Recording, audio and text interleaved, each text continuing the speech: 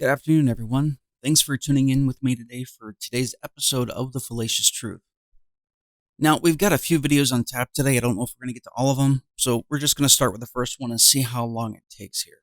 First and foremost, I'd like to address the mini-series that I'm coming out with. It's coming along pretty nicely. I hope to have the first episode out in a week or so. This first one is going to be an overview of what we'll be discussing throughout the entire video series. And I know people who are on YouTube say this all the time to try to get you to share their video and whatnot. But really, if you know any man who's planning a divorce, especially with children involved, you don't want to miss this, and you're going to want to share this with them.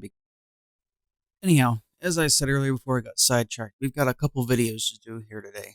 The first one is of a woman responding to a guy mentioning some privileges that women have, and her butting in the argument and trying to divert it with an emotional, men have privileges too. So many, in fact, that there's a list of 100, and there's more. Now, I've taken some time to take a look at these different lists out there, and there's one prevailing difference between what you see on a male privilege list and a female privilege list. And before we go into that, let's take a look at the video here. First and foremost, a woman almost always gets the kid in divorce court. Guys, I thought I was done talking about men and male privilege, but we're back. Should people on this app be more problematic? I don't think so. I think this is the cap. So I think this kid is tired of hearing about women's issues, so he decided to make a rebuttal video saying women have privileges too. What these people are not understanding is that women didn't grant themselves these privileges. Men did. It's literally the result of the patriarchy. Think about why women are more likely to get the kids in divorce. Maybe it's because the patriarchy has perpetuated this notion that women are more nurturing and men are not. Then in this video he says, name one privilege that men have. Men don't have privilege. There's no way I can fit all the male privileges into one video, so literally just Google it. Here's a list of 100, and then there's more. The most problematic thing about this is that the comment is just filled with misogynists saying equal rights, equal fights. If you want to abuse women, just say it. Just say that you want to hit women. Just say it with your chest. Now, to make sure that we're working off the same material, I found the same list that she's referencing here. And props to the other dude for trying to make light of just how horrible the custody fights are in family court and how royally fucked men are. Now, I need to preface this by looking at Webster's definition of the word privilege, and here it is. Privilege, a special right, advantage, or immunity granted or available only to a particular person or group. Now, anyone would not only be foolish, but would be intellectually dishonest if they said that men and women don't have their own advantages and disadvantages in society. And to that, I need to say life isn't fair. Get over it. There are advantages that I have as a man, and there are definitely advantages that you have as a woman. Like I said, get over it. Use your strengths to your advantage, and learn to use and learn from your weaknesses by watching somebody else who has that as a strength, instead of bitching about it and saying, life's not fair. I want what the other person has. I will say this, though. The vast amount of privileges listed under male privileges are nothing more than opinions and convenience. Anyhow, life will never be fair in that regard, and quite honestly, everything being 100% equal and 100% fair, I don't see how a society like that could ever work out anyway, because it's our differences, our strengths and weaknesses that make us mesh as a society. The fundamental difference, however, comes out when we talk about special rights and immunities granted or only available to a particular person or groups. Men don't have any of those. There is not one legal right, legal privilege granted to a man that is not granted to a woman. Now, there are many legal rights and legal privileges granted to women, though. Just for consistency and specificity, here's Webster's definition of a legal right. A claim recognized and delimited by law for the purpose of securing it. The interest in a claim which is recognized by and protected by sanctions of law imposed by state, which enables one to possess property or engage in some transaction or course of conduct to compel the other person to so engage or refrain from the course of conduct under certain circumstances, and for the infringement of which claim the state provides a remedy in its courts of justice.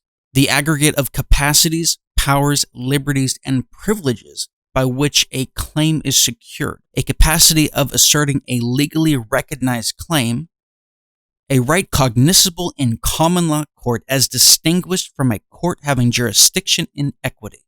So in non-nerd terms, a legal right is something that in today's modern understanding of the word rights or privileges is something that has the legal system, can have the legal system, or has had the legal system involved with it in some way, shape, or form.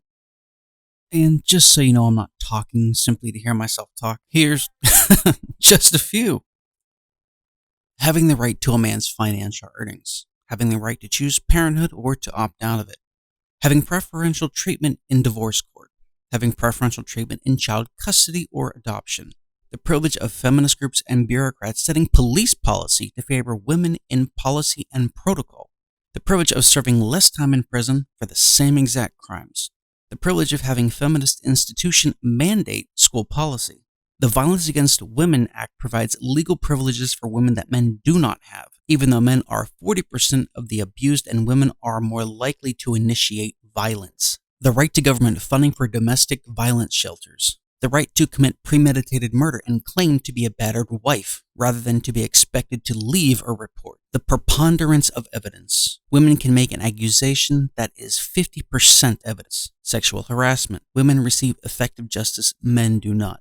Gender discrimination. Women receive effective justice, men do not. The right to make achievements in the military by meeting lower standards than men. The right to cancel the due process rights of a man. The privilege of being taught by a school system that is 80% female staff. The privilege of always being a victim even when you're the criminal. The privilege of having that 80% female staff discriminate against boys using a system that stigmatizes boys as 85% of the most emotionally, behaviorally disabled by systematically demonizing male behavior. Women have the right to vote without agreeing to die. Women have genital integrity rights. Women have the right to choose parenthood. Women have the right to be assumed caregivers. Women have the right to call unwanted coerced sex rape. Women have domestic violence shelters and government housing benefits. Women have the right to exclusive benefits for being a business owner. Women have the right to not be assumed as sexual predators. Women have the right to government departments that are solely for their interest. Women have the right to government-enforced gender quotas. And while this isn't a legal right, I just thought I'd throw this in there for good measure.